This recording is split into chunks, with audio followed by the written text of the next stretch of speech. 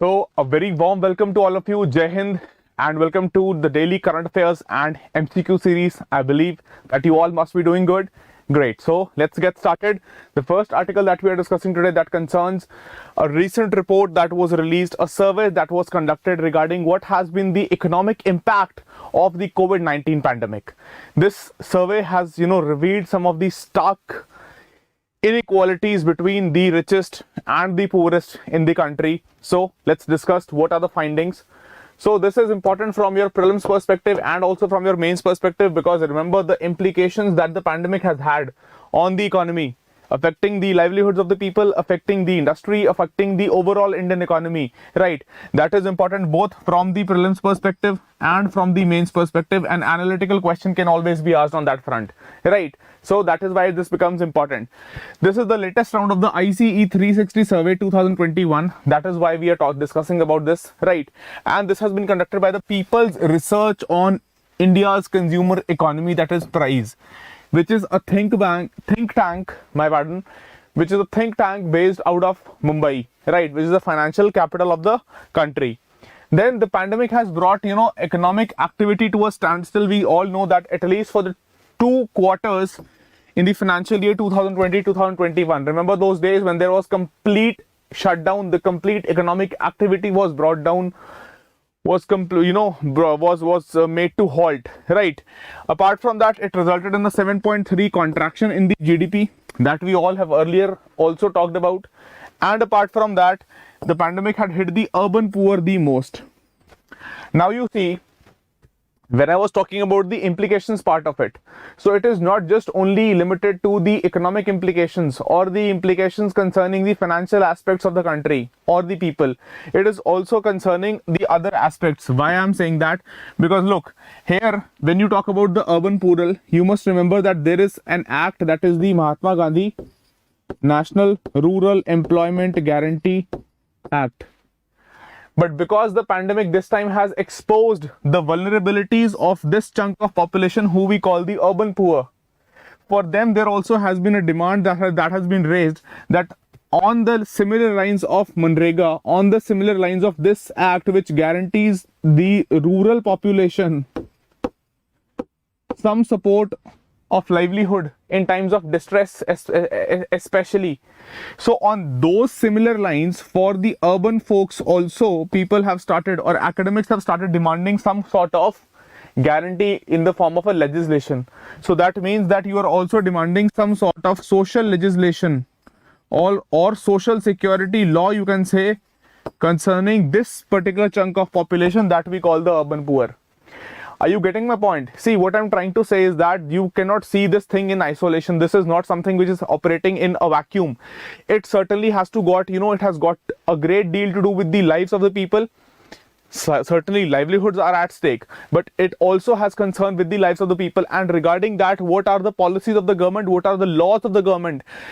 What are the new challenges that are coming in the face of the 3 organs of the state? And to respond to those challenges, you need new pieces of legislation, you need new methods, you need new ways and means to tackle those challenges, right? So that is why you need to link this particular thing on the multiple dimensions, right?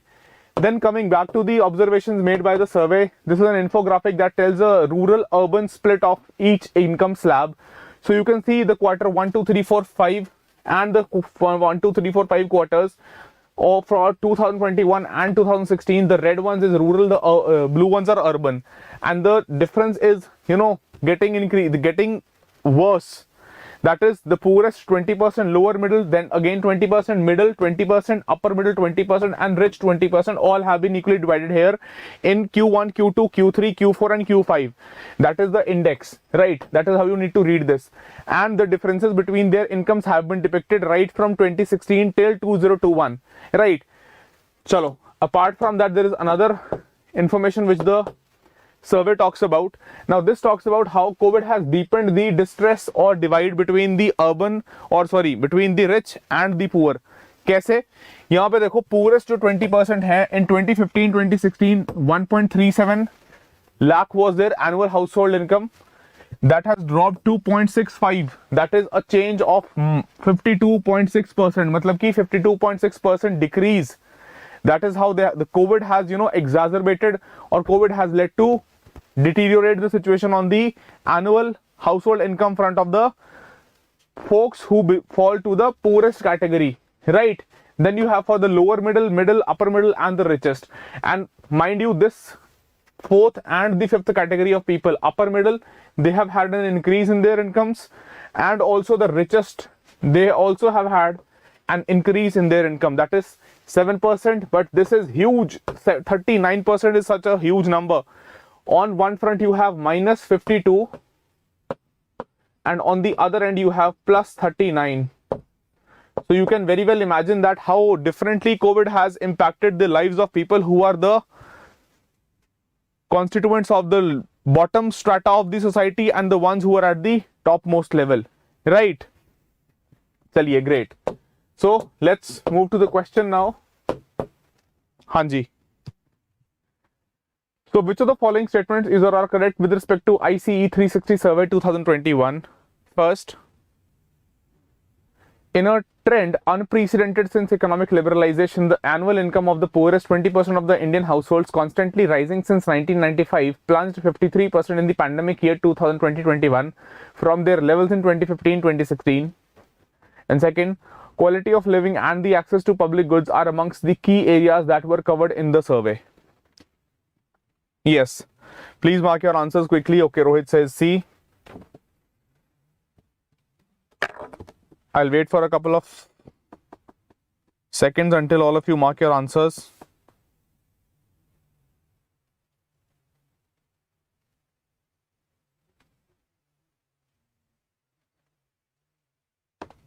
चलिए ठीक है.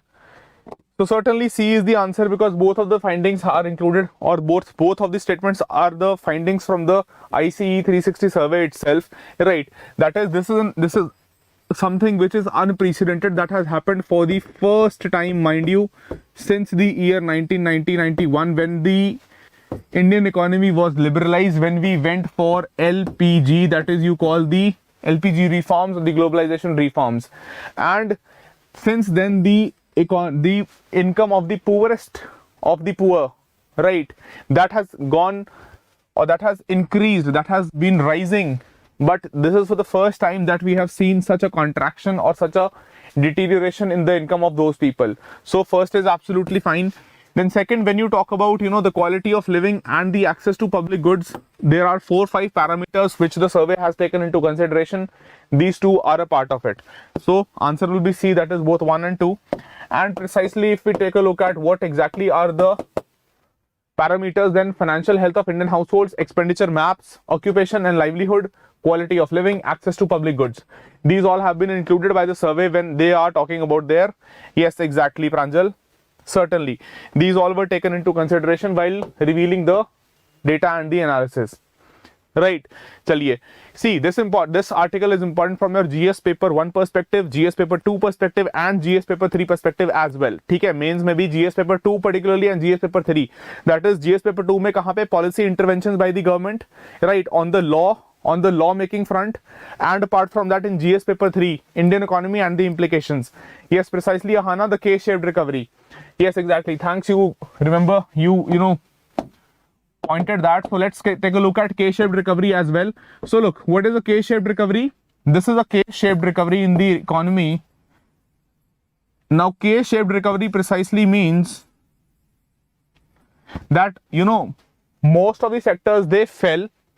But out of all the sectors which deteriorated due to the pandemic, on all those sectors, the recovery was not uniform. Why?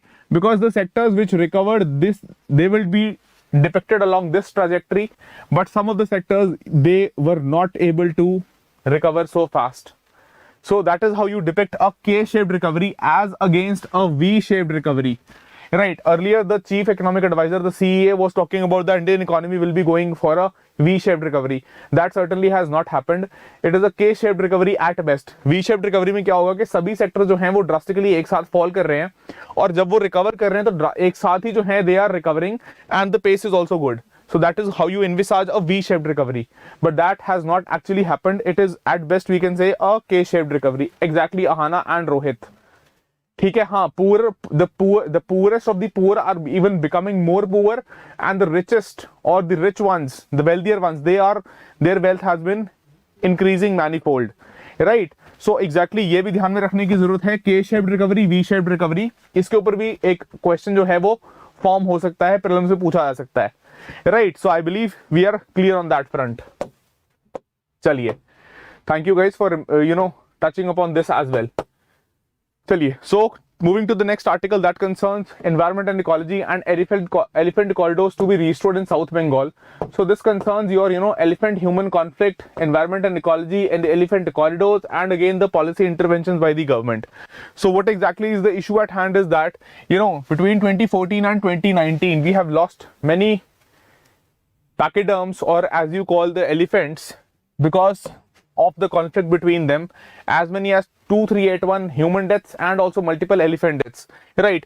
And of this 403 over 16% were reported from West Bengal. अब ये ऐसा क्यों हो रहा है? क्योंकि waste Bengal में, south Bengal में पर्टिकुलरली दो इश्यूज हैं. पहला इशू क्या है कि एक तो जो वेस्ट बंगाल का जो स्टेट है हमारा, that shares a border with the Bangladesh, and there you have the border management facilities. In those border management facilities you have electrified wires, and when these animals, when these elephants, they are trying to traverse through the land, through the Indian borders towards Myanmar, towards Bangladesh, then often they come in contact with these live wires and they get electrocuted. That is first. And the second is that South Bengal particularly has forests which are patchy, right? And because they are not continuous forests, they are patchy in between. That is why these elephants, they often tend to enter the towns, or rather you can say that we humans have encroached into their natural habitats. We have cut down the forests and only the remnants, the patches are remaining, and there all the other areas where human habitation has occupied those areas, those are getting, or there you can say the encounter between the humans and the elephants happen. So those are the two issues. That is, first is the electrocution and second is the entering of towns by these animals, right, where the human or the elephant human conflict lies, right? So wildlife organizations and experts, they have now taken the task of undertaking ecological restoration of elephant corridors. So at least you can ensure that they have a safe passage whenever they wish to travel or migrate, right? So coming to the thing that the degradation has been due to these reasons, right? Due to the increased agricultural activities. Simple सी बात है, जितनी population increase करेगी उतनी ज्यादा आपको जो है अनाज की जरूरत है, उतनी ज्यादा आपको फूड ग्रेन्स की जरूरत है to sustain that population. And when you need to sustain that population, you also need to increase your agricultural activities. That has led to an increase in the cut down of forests and an increase in the agricultural activities in the region. Apart from that, due to participatory joint forest management such as community forestry, what has happened is that this has changed the very nature of the forest. How? Because now they are making it more and more commercially viable, and when you are making it more and more commercially viable, you are providing for more number of roads, you are providing for easier transportation of the resources from the forest, and in that case, or in that process, what you are doing is you are compromising upon the natural habitats of the animals, especially the elephants in this case, right? So they are not considering the biodiversity of the region but just the commercial viability of it. Then due to the fragmentation of forests, the thing which we have discussed in the form of the patchy forests that I was referring to, ठीक है, these herds are no longer following the traditional route of migration, and this is the reason that they end up entering the towns. So these are the some identified reasons which have led to an increase in the human animal conflict or human elephant conflict. ठीक है, ये बड़े crisp points हैं, आपके mains के हिसाब से भी आपको जो है यूज करने में, आंसर राइटिंग में भी these can be handy. चलिए, so moving to the question now. Yes, which of the following statements is or are correct with respect to protection of elephants in India? First, West Bengal is home to less than 3% of the elephant population and records a high death count of pachyderms in conflicts. Second, Ministry of Environment, Forest and Climate Change for the first time in 2021 laid down parameters on what exactly an elephant corridor is and how they are to be identified.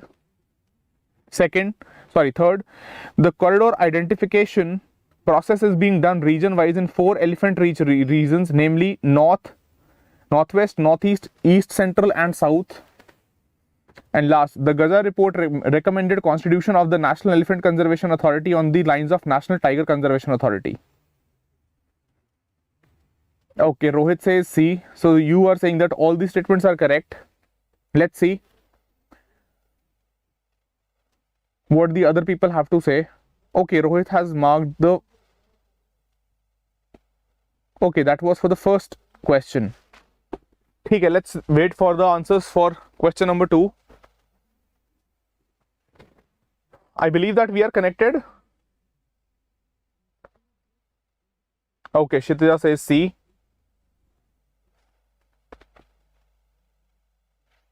Okay, let's wait for some of the other people as well to mark their answers.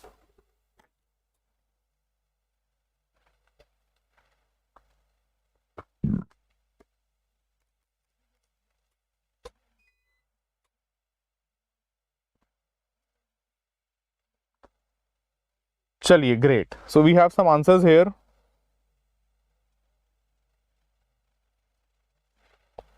Great. So look, when we talk about the state of West Bengal, that certainly, you know, the elephant population is not that huge, but the number of conflicts have been rising, right? So the first statement is correct. Then when you talk about the identification of elephant corridors, so what is problematic is that the center and the states both, you know, they were not on the same page as far as the definition and the identification of elephant corridors was concerned. तो होता क्या था कि centre अलग अपने elephant corridors notify करता था, state अपने अलग एलिफेंट कॉरिडोर्स नोटिफाई करता था, and often they were not matching with each other. So that is why MOEFCC in 2021 for the first time, you know, laid down the parameters as to what will be the definition and how they are to be identified. That is an elephant corridor, right? क्योंकि देखो यहाँ पे state और centre को दोनों को जो है आपस में मिलकर काम करना पड़ेगा, otherwise they will not and up, you know, in any fruitful results. They'll not end up in any benefit, rather that is going to be counterproductive. Then the corridor identification process is being done region wise. बिल्कुल 4 जो हैं elephant rich regions के basis पे जो है identification कर रहे हैं हम elephant corridors की. That is also fine. And the Gaja report of 2010, if we talk about, I think it was 2010 only, when the Gaja report had, you know, recommended that जैसे आपने tigers की conservation के लिए you have created the National Tiger Conservation Authority, which is is it a statutory body? ये बताओ मुझे comment section में, is it a statutory body or not? क्या ये statutory body है या सिर्फ executive body है? ठीक है, तो इसी similar lines पे they recommended that you create NECA, that is National Elephant Conservation Authority also. So fourth is also correct. So for question number 2, answer will be D. That is all the statements are true. ठीक है, चलो great. So ये आप पढ़ सकते हो बाद में. This is the explanation. Here running short of time. ठीक है, Gaja report of 2010 and the 2021 notification by the MOEFCC. Right. So I'm jumping to the next article now, that is Kerala gets its first ever scientific bird atlas. That was again in news concerning your environment and ecology, GS paper 3, and the interventions by the non-state actors. Yes, exactly, it is a statutory body, NTCA. ठीक है, तो यहाँ बात कर रहे हैं हम Kerala bird Atlas की, जो कि अपने आप में एक नए तरीके की स्टेट लेवल पे फर्स्ट एवर बर्ड एटलस है that has been made, right? And this has created a solid baseline data for the distribution and abundance of various bird species across the states, which are including all the major habitats. और इस study के basis पे future studies के लिए या future analysis के लिए हमारे पास एक जो है कह लो कंसोलिडेटेड डेटाबेस इकट्ठा हो गया है, right? Then it is also arguably Asia's largest bird atlas. So you can see that the size of the atlas, right? That is how efforts have been made to make this an all-encompassing atlas, right? In terms of geographical extent, in terms of sampling effort and the species that have been covered, right? In aggregation of 25,000 checklists. So that certainly makes this atlas a great repository of data which can be which we can depend upon concerning the various studies for various kind of analysis, right?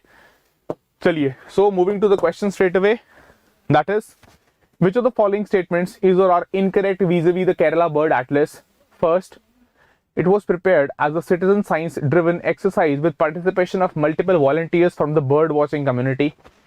Second, the analysis based on it suggests that most of the endemics were concentrated outside of the Western Ghats along the coastline of the state. And third, it accounted for the very short duration passage of migrant species like Eurasian cuckoo, Amur falcon, etc. Yes, Vivek Bhardwaj, exactly, statutory body, you are all right. That is the status of NTCA. Chaliye, please mark the answers for question number 3 quickly.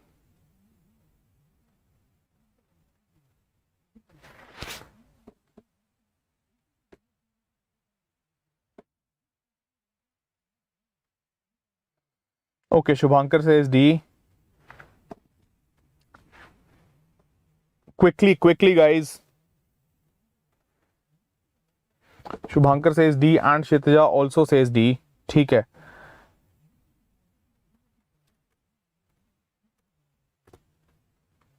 Chaliye, great. So I'll start discussing the first statement, that is, it was prepared by as a citizen science driven exercise. Yes, exactly. And the volunteers from the bird watching community, they also played an instrumental role while preparing this atlas, right? So that is absolutely fine. Then when you talk about that, based on the findings, most of the species were found to be endemic to the Western Ghat. They were found to be endemic to the Western Ghats, right? And not to the coastlines. So second is incorrect. Opposite लिखा हुआ है statement में. They were found to be endemic to the Western Ghats. ठीक है? Then the last statement, that is, it also accounted for. That is a shortcoming. You can say that this particular atlas, it has left out the migratory birds which are there for a very short passage of time. Right. So that is why the third statement is also incorrect, that it did not account for these species which are there for a very short passage of time. So second and third both are incorrect. Your answer will be B. Exactly. Yes, it was concentrated on the Western Ghats, and apart from that, regarding the Western Ghats and the coastline, the study has said that, most of the endemics were concentrated in the Western Ghats and not on the coastlines, and it ignored the passage of these species. Right. Chaliye, great. Exactly. You are clear on that front. Let's move forward. So, our great neighbor Pakistan has released its first ever national security policy, right? Although they have, sold out themselves to the Chinese, so I don't think that they need their national security policy. This is something which only has been done on the, what do I say, on the directions from China. But nonetheless, this is important from India's perspective because it is going to have ramifications. It is going to have implications for our own country, and we will also have to take a look at what exactly are the Pakistani side talking about and how to respond to it, right? So that is certainly, you need to know about it and the implications which are going to be there for our own country, right? Chaliye. So then the first thing, that is, this is the first ever national security policy released by Pakistan, and the elephant in room is what the stand has been there vis-a-vis India, right? So obviously an adversarial position has been taken with respect to India. That is, they have said that, the issue of Jammu and Kashmir has been cited in the policy. They have said that as far as the bilateral relations between India and Pakistan are concerned, so they want a just and peaceful resolve to the issue of Kashmir. What exactly do they mean? They themselves don't know, right? Because they are the ones who have been creating all nuisance and not we people. Then apart from that, their growth rate remains, very low. They are badly in debt. They're relying upon aids from Saudi Arabia. They're relying upon aids from China. They're relying upon aids from IMF, World Bank, and their old friend US, right? So that decent growth have been registered, although mainly during the phase of large external aid inflows. That is, जो बाहर से पैसा आ रहा है उसके basis पे ही जो भी growth हो रही है, that is dependent upon that particular external aid. That also the policy talks about, right? But as far as India is concerned, the position of the national security policy of Pakistan, the first ever, is adversarial.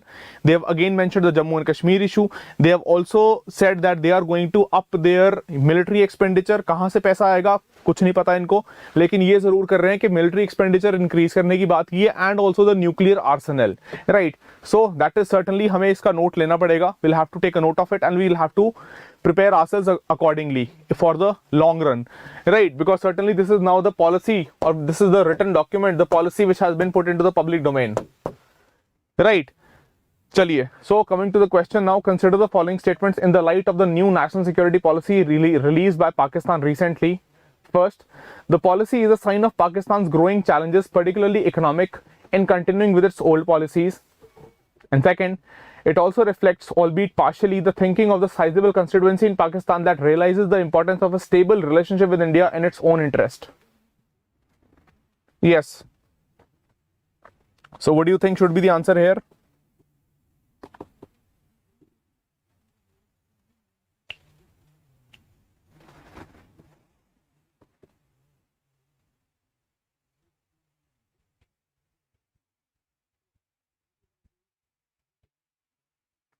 चलिए, great. So you can type your answers. I am discussing the statement.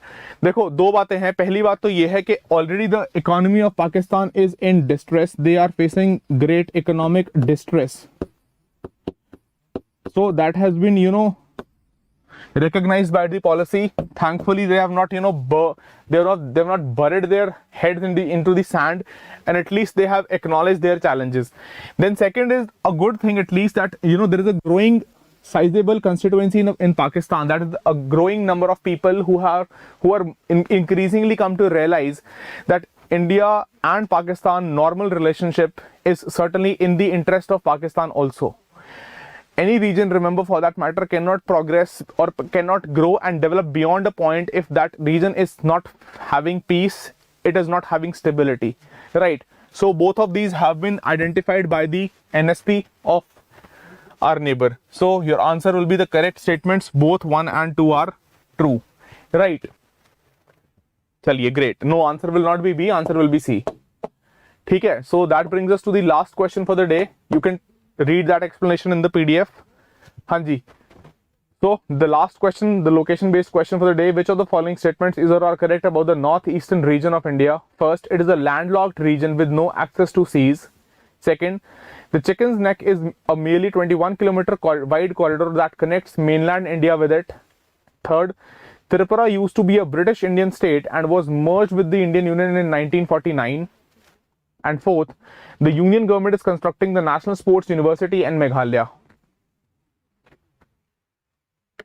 Yes. So please type your answers for question number 5.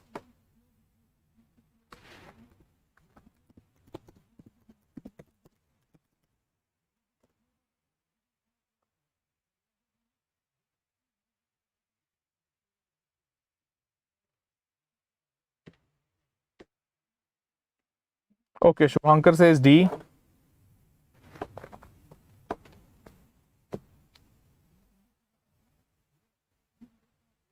चलिए, great. So I'll start discussing the statements here. देखो, जो